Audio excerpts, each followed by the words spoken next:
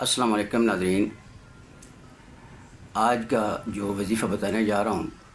جس گھر میں لڑائی جھگڑے بے اتفاقی ہر وقت جھگڑا رہتا ہو، بچوں کے ساتھ بچے کہنا نہ مانتے ہوں یا بڑے بھی آپس میں ہر وقت لڑتے رہتے ہوں، تو ان کے لیے یہ بہت ہی مجرب اور آزمایا ہوا وظیفہ ہے، اور آپ بھی انشاءاللہ اس سے فائدہ لیں گے،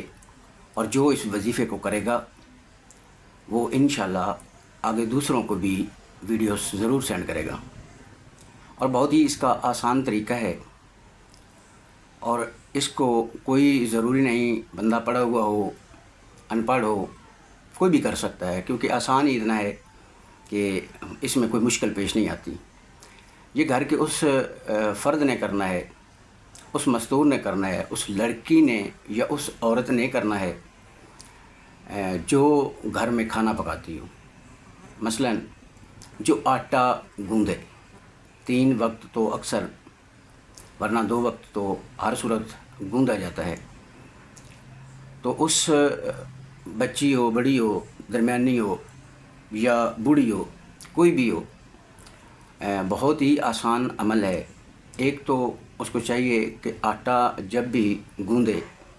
کوشش کرے کہ تنہائی میں گوندے، اکیلے میں آٹا گوندے، کسی کے سامنے نہیں، اور آٹا گوندنے سے پہلے باوضو ہو، خود وضو کرے اور پھر آٹے کے قریب جائے، اور جب اپنے ہاتھ آٹے میں ڈالنے ہوں اس وقت یہ وظیفہ شروع کر لے۔ وظیفہ کیا ہے؟ اللہ رب العزت کا ایک اسم مبارک جو یا ودود ہو، کب تک پڑھنا ہے، کتنی بار پڑھنا ہے، اس کی کوئی تعداد نہیں، کوئی اس کی گنتی نہیں کرنی، کوئی اس کو شمار نہیں کرنا۔ جب تک آٹا کو جب شروع کرنا ہے تب سے لے کر اس کو کلیئر کرنے تک، گوندنے تک، جب آپ نے اس سے ہاتھ باہر نکال لینے